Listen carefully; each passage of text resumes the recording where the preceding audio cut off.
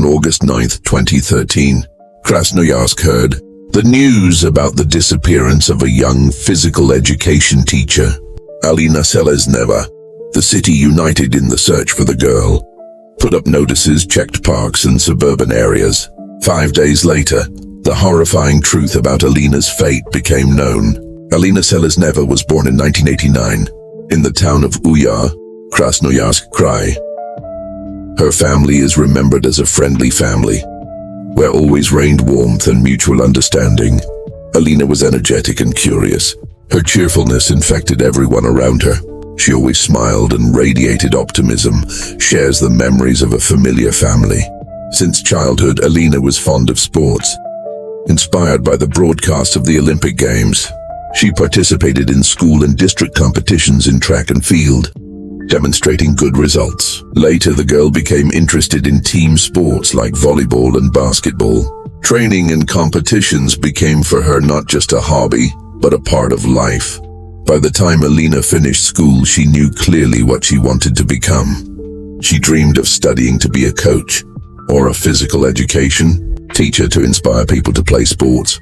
Her parents supported her daughter's aspiration, and in 2007, Alina entered Krasnoyarsk State Pedagogical University, Faculty of Physical Education. In the university, she was one of the best in her course. In parallel with her studies, Alina continued to train and perform at local competitions. Alina was open and charming. She easily found a common language with people, was kind and genuinely interested in their lives, says her classmate.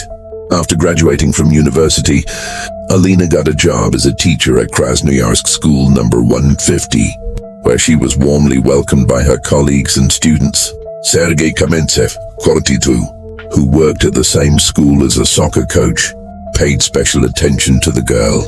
Sergei Kamentsev, born in 1969 in Krasnoyarsk, was a well-known personality in pedagogical circles.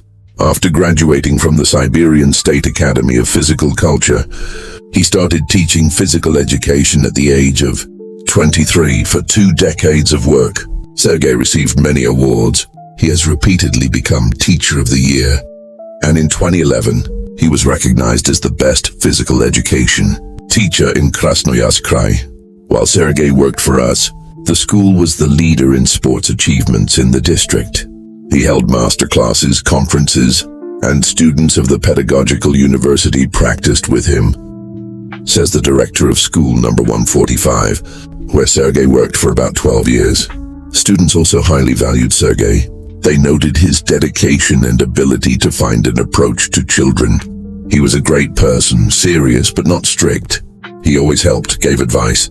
I was twice almost expelled from school for bad grades, and he always stood up for me. The best teacher, recalls one of the students. Sergei was an attractive man, a tall, trim brunette with blue eyes. Many high school girls liked him.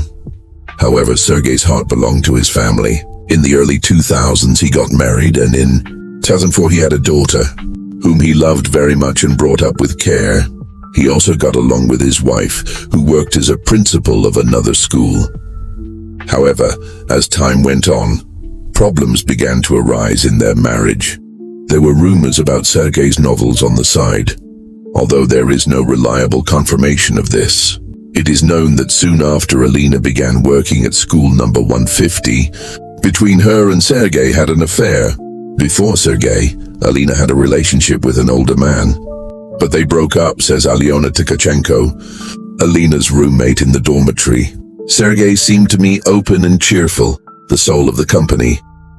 He was always joking, and I didn't notice anything aggressive in him. I didn't know he was married. Alina's relatives also did not know about Sergei's marital status. The girl assured them that he was divorced. However, Alina could hardly have been unaware of his marriage. After all, they hid their relationship from colleagues, and she herself was acquainted with Sergei's wife. Why did Alina hide the truth from her loved ones? Perhaps she hoped that Sergei would divorce, or she was afraid of being judged. Taking into account further events, the first option seems more likely. Did Sergei's wife know about Alina? If not, she probably suspected, as the lovers started spending more and more time together. At the end of July 2013, They decided to go on vacation together to Spain. Sergei explained to his wife the trip was a business trip. He really often went to soccer tournaments with students, so his version sounded convincing. The vacation on the Mediterranean coast went almost perfectly. The only thing that marred the trip for Sergei was Alina's insistence on divorcing his wife. Everything was fine, but she kept insisting on a divorce. "I said that now is not the time, you need to wait," said later Sergei.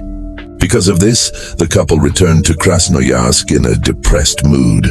Alina's brother, with whom she called on August 3rd, 2013, noticed her frustration. The girl promised to come to his wedding in Uyar on August 9, but she did not show up at the wedding. Soon after talking to her brother, Alina called Sergei and gave him an ultimatum.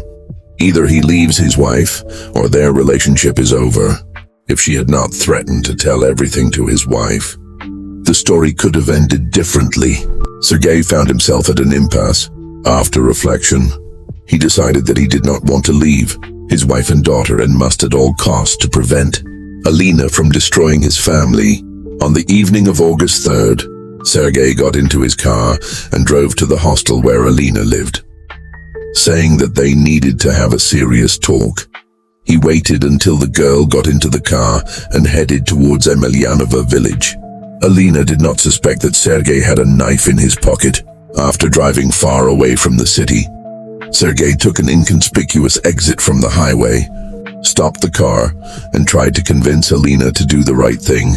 "I asked her not to destroy my family, offered all the money I had, 120,000 rubles. But she didn't listen, started screaming. I lost control and pulled out a knife," Sergei recounted. There is no need to describe what happened next. Having committed the crime, Sergei carried Alina's body 400 meters from the road and buried it in a shallow hole. After that, teacher Goda returned to his normal life. Family and friends did not notice any special changes in his behavior, except that he became less sociable. Alina's disappearance did not attract attention until August 9th, when she did not show up at her brother's wedding. Relatives, realizing that the girl could not miss such an event, sounded the alarm. Soon, police and volunteers joined the search. Investigators studied the calls from Alina's phone and found Sergei. On August 13th, he was brought in for questioning, where he immediately confessed. Sergei was arrested and placed in custody. The next morning, August 14th, he was taken to the scene of the crime for an investigative experiment. Since Sergei was pointing the way, he was given some freedom, which he took advantage of. When the truck was traveling at low speed, Sergei jumped out of the car and threw himself onto the road, ending up under the wheels of the vehicle. Law enforcers called an ambulance, but the medics could not save Sergei. They only stated his death. The media later discussed what Sergei wanted to do: escape or deliberately leave his life. The police are leaning towards the latter. He behaved calmly, agreed to show the crime scene and had already done so. Then he said he had thrown the knife elsewhere and asked to be shown where. On the spot, he complained that the handcuffs were tight and asked to move them. When the operative tried to do so, Sergei broke free and rushed to the road. He could have run into the woods but chose the highway, police said. Thank you for watching this video. If you liked it, don't forget to put a like and subscribe to the channel so you don't miss new stories. Leave your comments and share your thoughts. Bye.